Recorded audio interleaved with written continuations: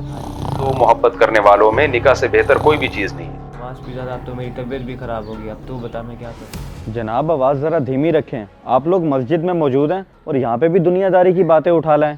कुछ तो लिहाज करें। ज़्यादा हमें समझाने की ज़रूरत नहीं है, हमें भी पता है हम कहाँ बैठे हैं। अपने काम से काम रखो। अजीब बदतमीज़ी है। मैं आपको समझाने की बात कर रहा हूँ और हम आप कोई छोटे बच्चे हैं। और जाओ भाई अपना काम करो। मैं आपको अस्सलाम वालेकुम अरशद साहब, आप आएँ, 1 मिनट मेरी बात सुने। वालेकुम अस्सलाम इमाम साहब। जी आप मुझे बताएं मसला क्या है। इमाम साहब देखा नहीं आपने, अब तो लोग मस्जिद का भी लिहाज नहीं करते। रोज़ का मामूल बना लिया है, बाहर बैठकर गप्पे हाँकते हैं और ये कोई मोबाइल इस्तेमाल करने की जगह है। जी बिल्कुल आप सही फरमा रहे हैं, मैं आपकी बात समझ रहा हूँ। इमाम साहब अगर समझ रहे हैं तो कुछ कहते क्यों नहीं हैं। हर जुम्मा के खुतबे में दर्स दिया जाता है और हर रोज़ नमाज से पहले और बाद में बताया जाता है। उसके बावजूद भी कानों पे जूं तक नहीं रेंगती। आप मेरा एक काम करेंगे? काम? कैसा काम इमाम साहब? 1 सेकंड इंतज़ार।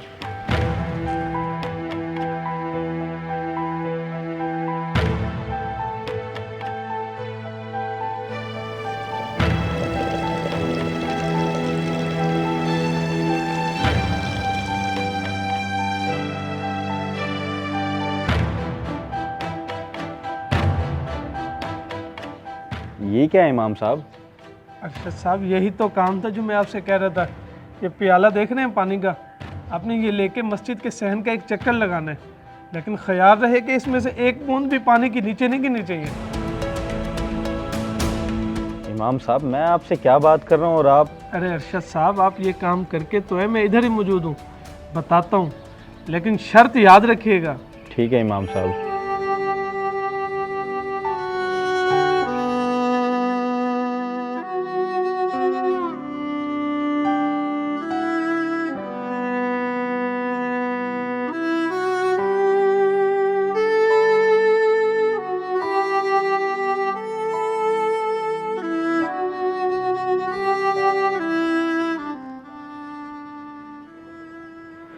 जी इमाम साहब लगा लिए चक्कर, देखिए एक बूंद भी नहीं गिरने दी।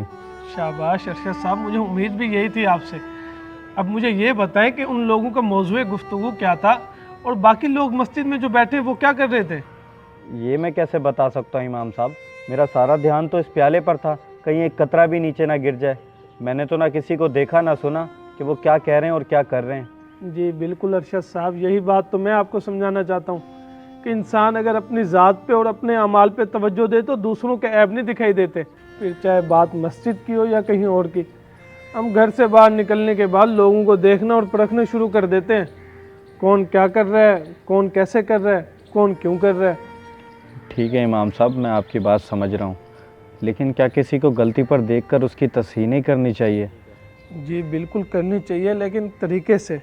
बदकिस्मती से हमारा माशरती रवैया ये बन चुका है कि हम लोगों पे तनकीद करने को ये समझते हैं कि हम उसकी तस्हीह कर रहे हैं। सबसे बड़ी बात, दूसरों का मुहासबा करने के बजाय अगर इंसान अपना मुहासबा कर ले तो क्या ही बात है। और जो इंसान खुद को सुधार गया वो या उसने माशरे में सुधार पैदा करने का अपना किरदार अदा कर दिया।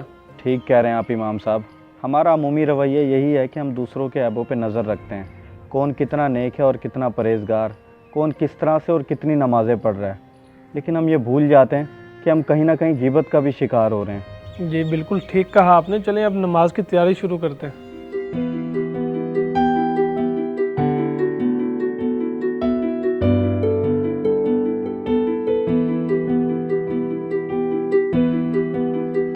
इस वीडियो को लाजमी शेयर करें, हो सकता है आपकी वजह से कोई राह रास्त पे आ जाए।